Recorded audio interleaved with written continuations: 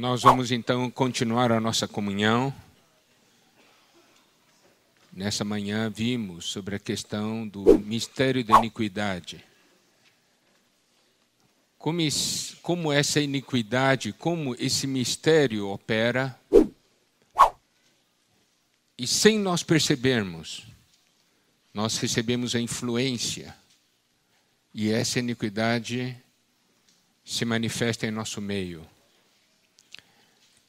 Ali aquela porção de Mateus 24:12, aquilo, devemos lembrar, amados irmãos, é uma profecia do Senhor Jesus. Se é uma profecia do Senhor Jesus, vai acontecer. E ali diz que por se multiplicar a iniquidade, o amor se esfriará de quase todos. No passado nós havíamos compartilhado com os irmãos que esse amor no grego é ágape. Isso significa que se refere aqui ao meio cristão. É um amor dos filhos de Deus. Isso quer dizer que no meio cristão, o amor de quase todos esfriará. É uma profecia que atinge diretamente a todos nós. Mas, amados irmãos, nós somos aqui irmãos que servem. E a nossa responsabilidade é que todos os irmãos que estão debaixo do nosso cuidado não façam parte desse quase todos. Nós estamos aqui para servir, para que os irmãos debaixo do nosso cuidado perseverem até o fim amando o Senhor. Mas a iniquidade entra. Nós podemos perceber hoje sinais da iniquidade. Eu vou dar um exemplo. Hoje, por causa dessa influência do pós-modernismo, todos nós nos achamos no direito de julgar e criticar. Não há mais temor. Algo acontece, já sai o julgamento, já sai a crítica. Já manifesta-se o descontentamento. E onde está o temor?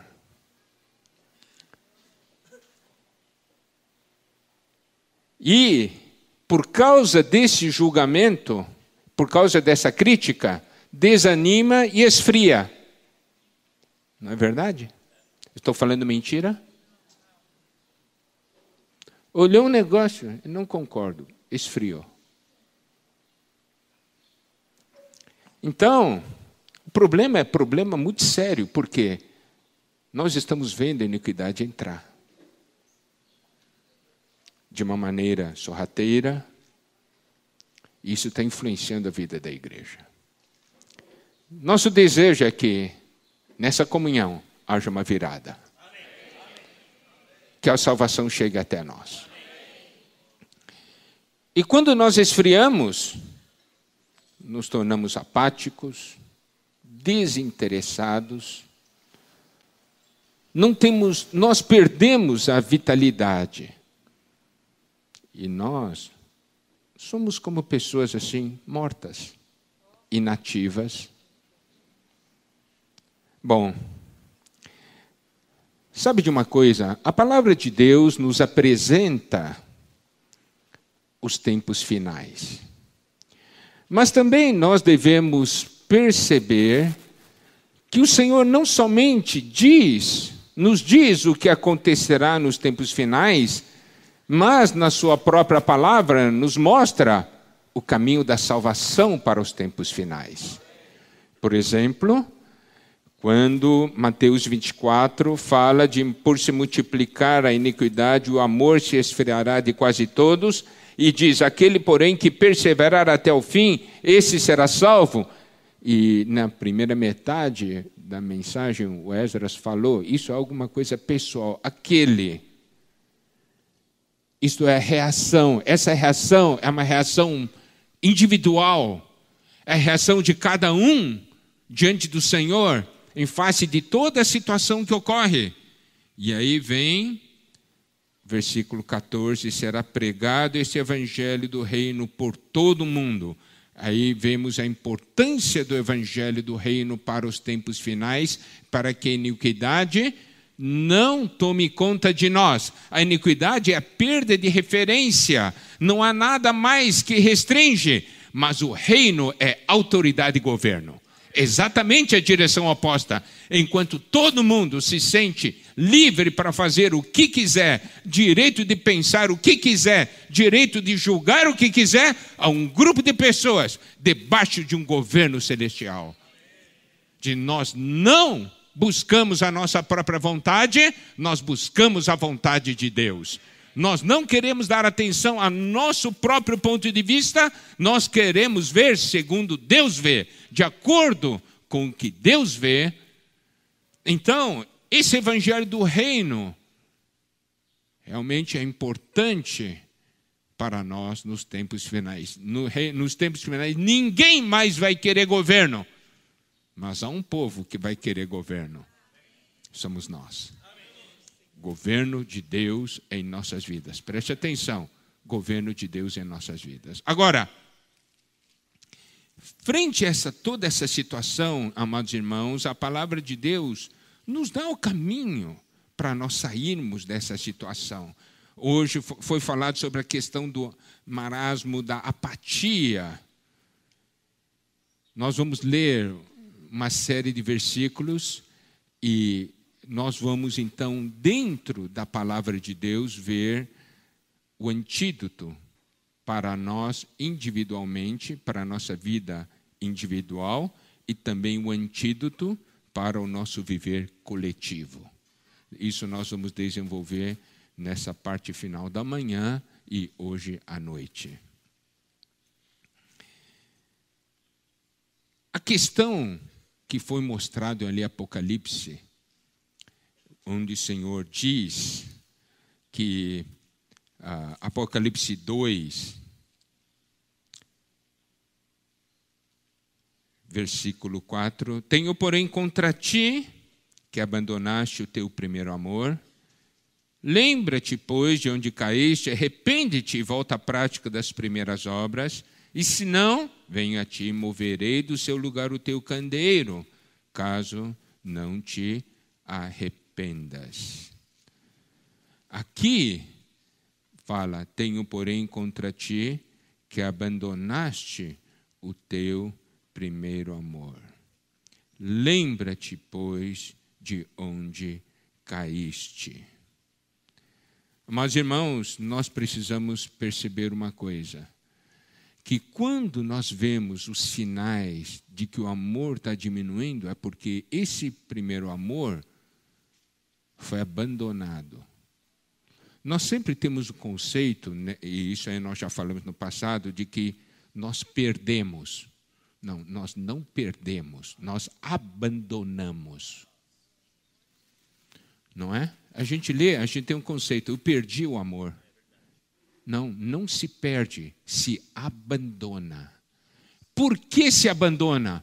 Porque outras coisas passam a ter prioridade. Significa, eu peguei esse amor, é dizer assim, vou deixar aqui, eu vou pegar outra coisa e eu vou avançar. Eu abandonei. É uma palavra forte, não é? O Senhor está falando assim, você pegou o amor que tinha para mim e abandonou, deixou. Você não perdeu, você abandonou.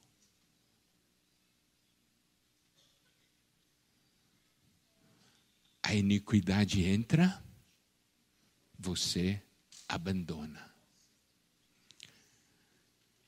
Essas coisas ocorrem, daí ele diz, lembra-te, pois, de onde caíste, arrepende-te, volta à prática das primeiras obras. Então, tem que voltar para o início, o fundamento, sabe? Essa volta ao fundamento é que vai trazer uma restauração em nossas vidas. Então, nós vamos ver alguns pontos sobre volta aos fundamentos, porque essa foi a recomendação do Senhor para nós. Volta à prática das primeiras obras. aquelas obras que têm importância para a nossa vida espiritual. Tá certo? Então, vamos ver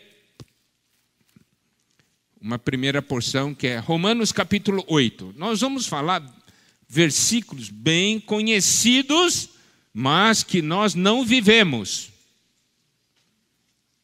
Romanos capítulo 8, versículos 1 e 2. Vamos ler juntos? Vamos lá. Agora, pois, já nenhuma condenação há para os que estão em Cristo Jesus, porque a lei do Espírito da vida em Cristo Jesus te livrou da lei do pecado e da morte. Esse versículo diz que não há condenação para os que estão em Cristo Jesus. Qual que é o segredo? Estar em Cristo. Se estamos em Cristo, não há condenação. E aqui diz, a lei do Espírito da vida em Cristo Jesus. Em Cristo Jesus, te livrou da lei do pecado e da morte. Olha só, existe uma lei que é a lei do pecado e da morte. Vamos voltar, isso foi já compartilhado muitas vezes no passado, mas vamos voltar ao princípio então. Vamos de novo tocar esse ponto. O que é a lei do pecado? É a lei que me faz, que me leva a fazer o que eu não devo fazer. Tá certo? Tem coisas que a palavra de Deus diz, você não deve fazer. E se eu faço, eu estou pecando. Isso quer dizer o quê? Então, a lei do pecado é a lei que me leva a fazer o que eu não devo. Quanto à questão da lei do pecado, nós somos mais sensíveis. Porque nós, olha, eu não devo fazer isso e acabei fazendo. Puxa, eu fiz o que eu não devia. Então, nós somos mais sensíveis à lei do pecado. Mas, essa lei não é só a lei do pecado. Aqui diz a lei do pecado e da morte. Qual que é o significado desse segundo aspecto? Da morte, a lei da morte. A lei da morte é a lei que me leva a não fazer o que eu devo fazer. Os irmãos compreenderam? É o oposto. É a lei que me leva a não fazer o que eu devo fazer. Por exemplo, devo orar ou não? Devo ou não? Tá. Eu oro ou não oro? Não.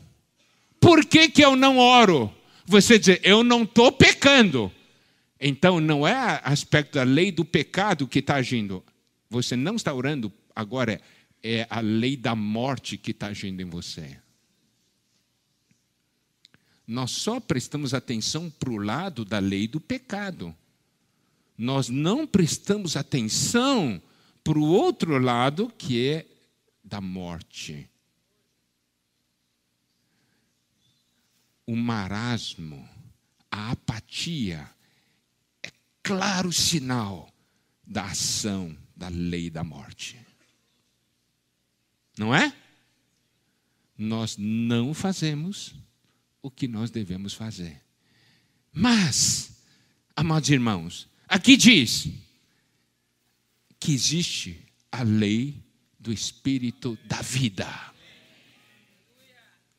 Não é? Existe ou não existe? Existe? Você crê que existe mesmo? Você usa essa lei? Você usa essa lei? Os irmãos estão usando essa lei? Muitos não estão usando essa lei, por quê? Porque não estão em Cristo Jesus. Estão em si mesmos. Se estou em Cristo Jesus, em mim opera uma lei, que é a lei do Espírito da vida, que me livra da lei do pecado e da morte. Eu tenho essa experiência de libertação. Onde está a experiência de libertação pela lei do Espírito da vida em nossas vidas? Onde está? Onde está na vida da igreja?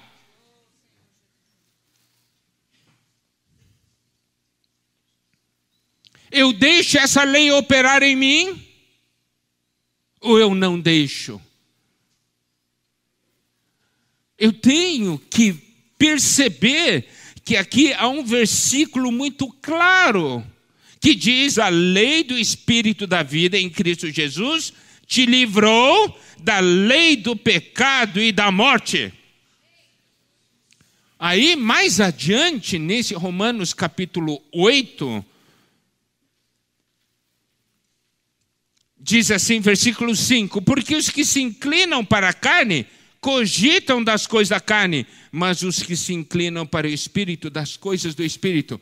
Preste atenção, amados irmãos, nós nos inclinamos, nós pensamos nas coisas da carne ou do Espírito?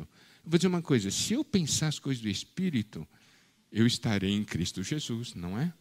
E se estou em Cristo Jesus, em mim opera uma lei, que é a lei do Espírito da vida, que me livra da lei do pecado e da morte. Em outras palavras, a vida se manifesta em mim. Eu funciono não porque alguém mandou, eu funciono porque eu estou vivo. Eu funciono porque em mim opera a lei do Espírito da vida, que me livra da lei do pecado e da morte.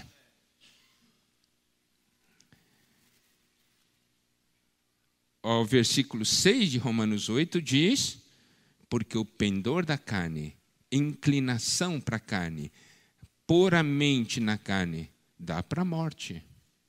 E para o Espírito dá para vida e paz. Então, amados irmãos, daí nós podemos, baseado nesses versículos, perceber uma coisa: nós estamos vivendo demais na carne, inclusive quando estamos na reunião. Isso ocorre em nossa vida, e pelo fato disso ocorrer em nossa vida, nós trazemos isso para a reunião. Nós não podemos desconectar o que nós somos. Bom, aí, nessa mesma porção de Romanos 8, fala depois: se nós estamos no Espírito, nós temos a vida se manifestando em nosso espírito, alma e corpo, não é? Nós conhecemos muito bem porque estudamos já Romanos 8 muitas e muitas vezes. E em Romanos 8, versículo 14 diz: pois todos que são guiados pelo Espírito de Deus são filhos de Deus. Louvado seja o Senhor. Então, a questão é ser guiado pelo Espírito. Mas para ser guiado pelo Espírito, eu tenho que estar no Espírito. Então, nosso grande problema, amados irmãos, é que nós não aprendemos ainda a viver no Espírito, a estar em Cristo Jesus. Essa é a nossa grande carência. Nós temos o conhecimento doutrinário, mas falta essa realidade em nossas vidas. Falta a realidade de que essas palavras aqui, que estão aqui, essa palavra de Deus, se manifeste em nosso ser. Bom, agora vamos dar uma olhada em 1 Coríntios capítulo 6, versículo 17. Eu gosto muito desse versículo. Vamos ler juntos, está bem? Vamos lá. Mas aquele que se une ao Senhor é um espírito com Ele. De novo, mas aquele que se une ao Senhor é um espírito com Ele. Eu gosto muito desse versículo, porque esse versículo nos diz que é possível unir-se ao Senhor e ser um espírito com Ele. Não é? Esse versículo nos mostra que isso é possível. Se é possível, eu quero. Sabe, essa tem que ser a nossa atitude.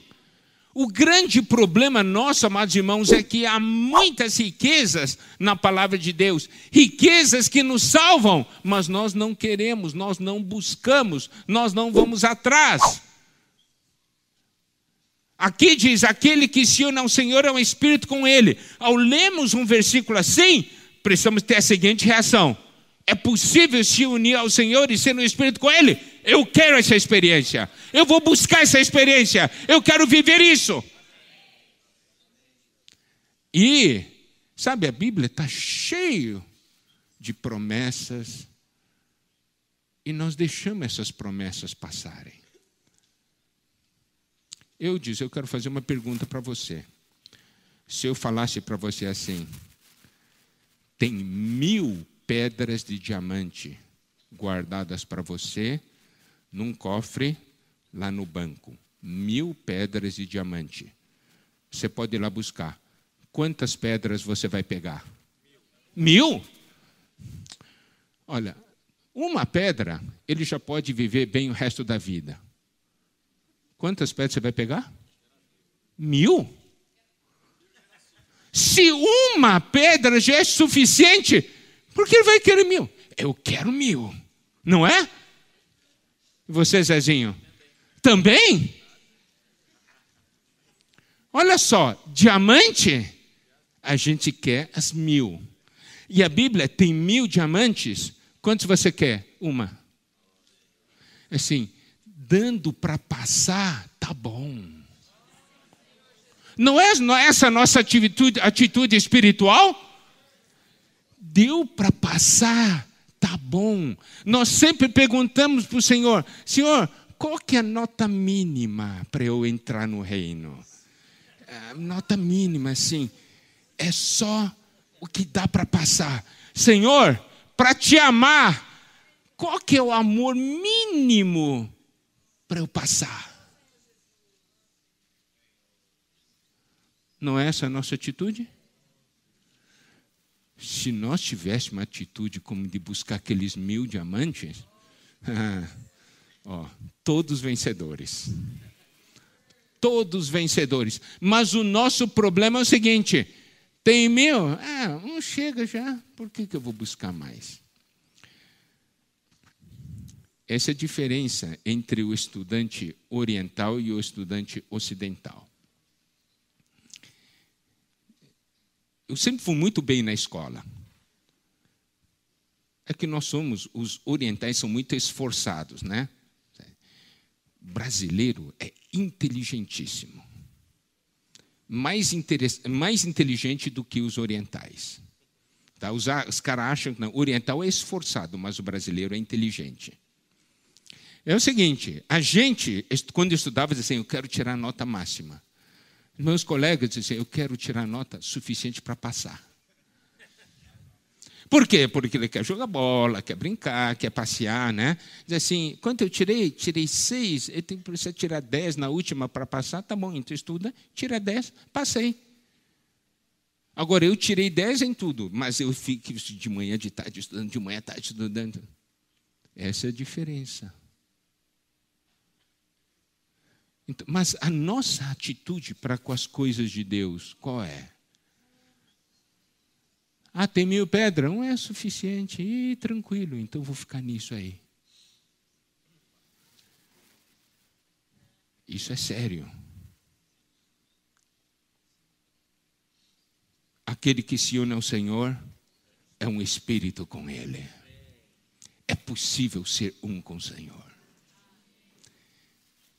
Se eu for um com o Senhor, a iniquidade não me pega. Se eu for um com o Senhor, o que se manifesta em mim? Lei do Espírito da vida, que me livra da lei, do pecado e da morte. Eu sou vivo. A vida se manifesta em mim.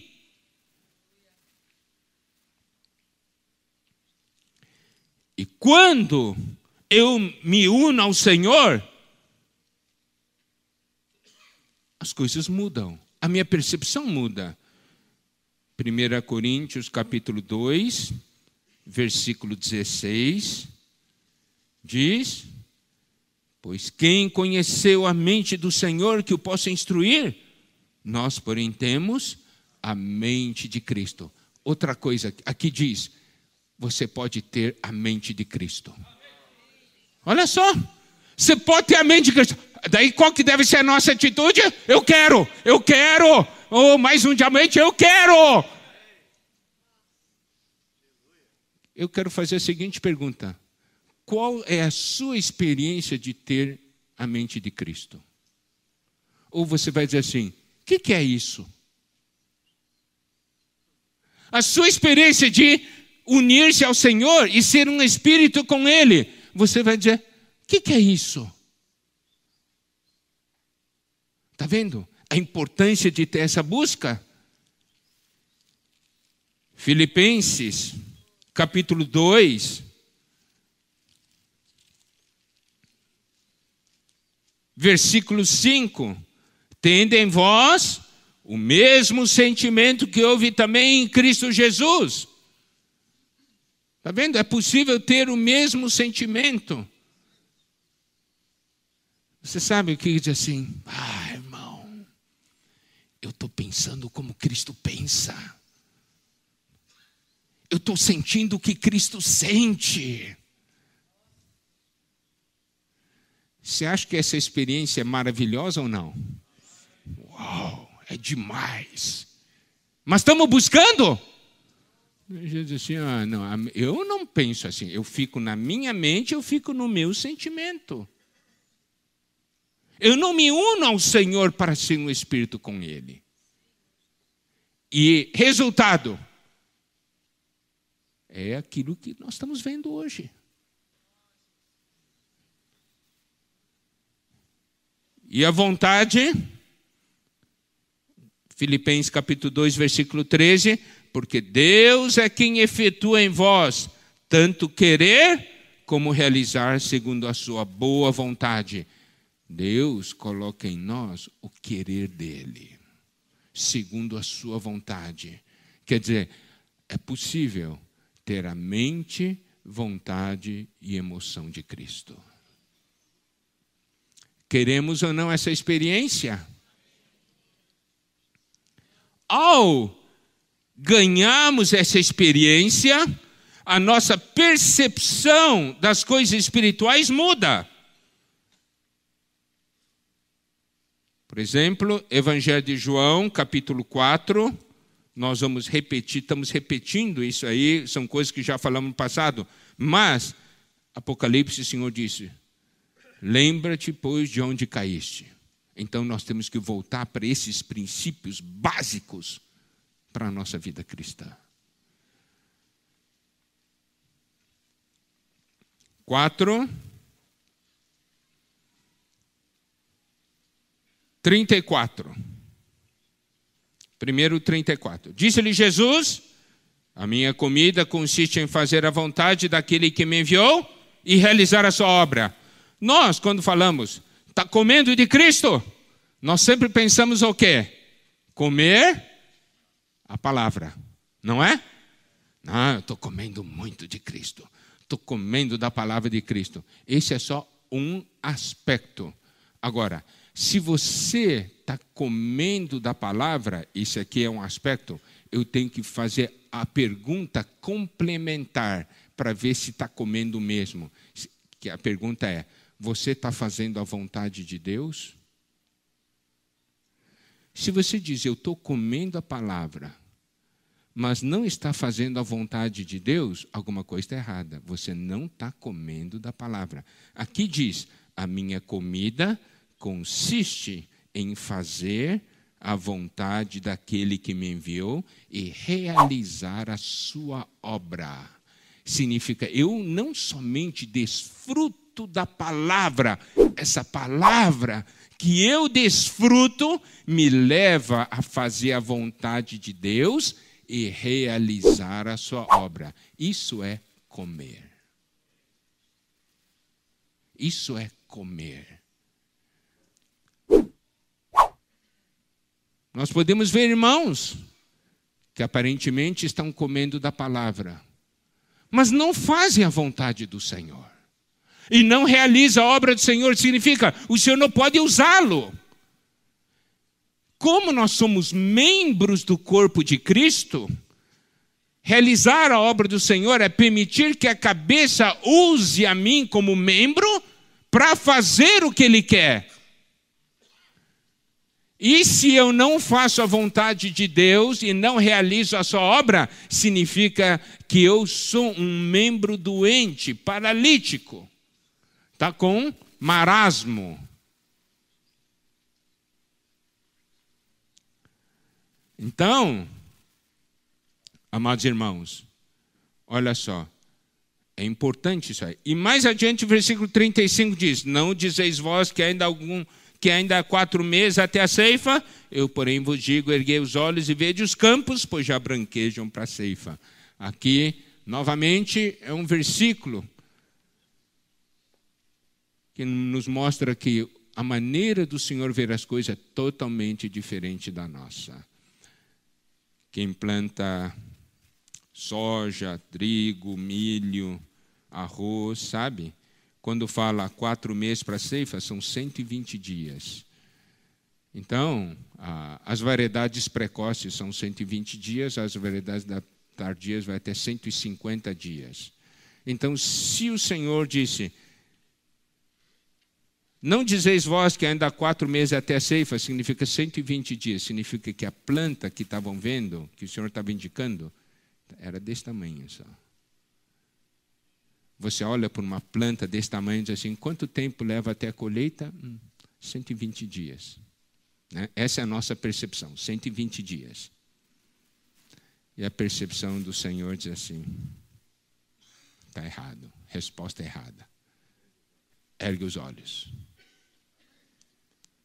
Os campos já branquejam para a ceifa. Significa, está chegando a hora de colher. Né? Isso é o quê? É se unir ao Senhor e seu Espírito com Ele. Passa a ver como Ele vê. Né? Nós olhamos a situação de, tem tempo. O Senhor diz, você está vendo tudo errado.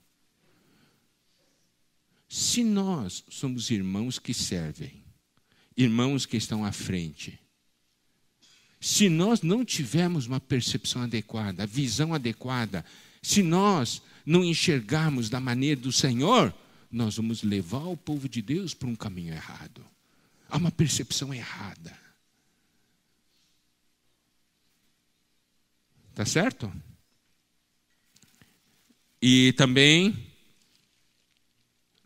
Evangelho de João, capítulo 7, versículo 6.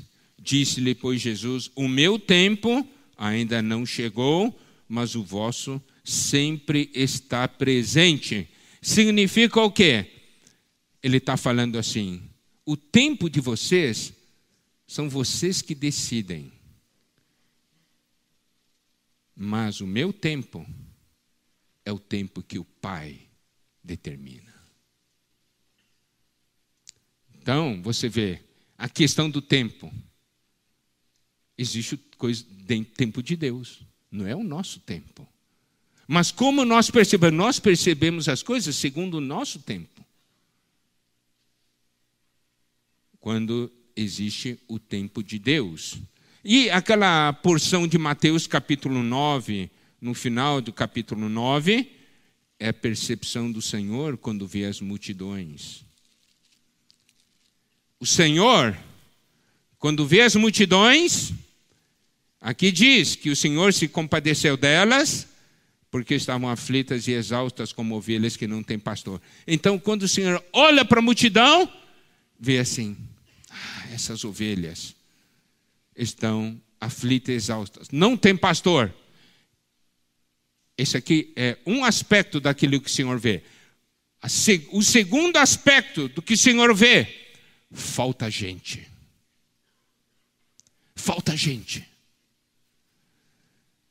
Seara, na verdade, é grande, mas os trabalhadores são poucos. Rogai, pois, ao Senhor da seara que mande trabalhadores para a sua seara. Amados irmãos, amadas irmãs, nós temos a sensação de que falta gente? Tem ou não tem? Tem. Ok.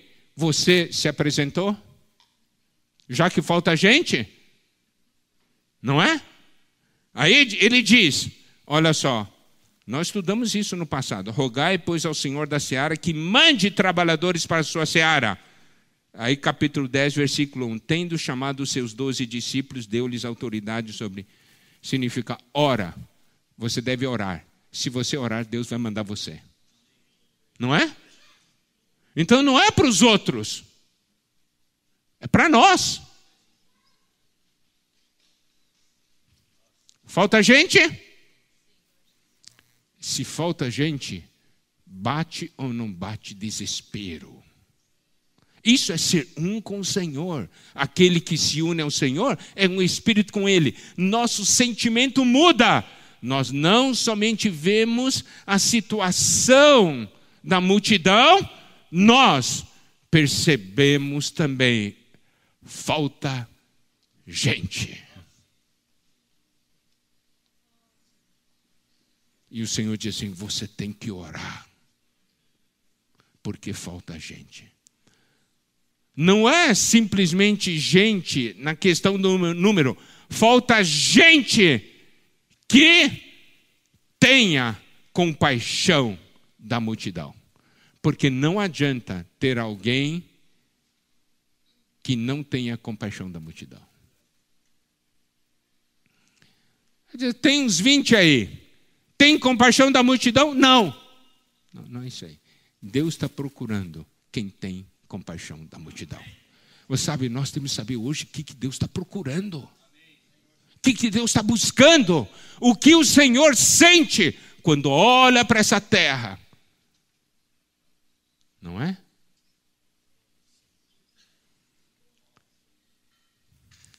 É essa a situação. 12h30. Nós vamos parar aqui. Nós vamos continuar hoje à noite. Qual será o próximo capítulo? Não perca a reunião dessa noite. E agora? Falta gente. E agora? Hoje à noite nós vamos ver a continuação da história. Amém? Jesus é o Senhor.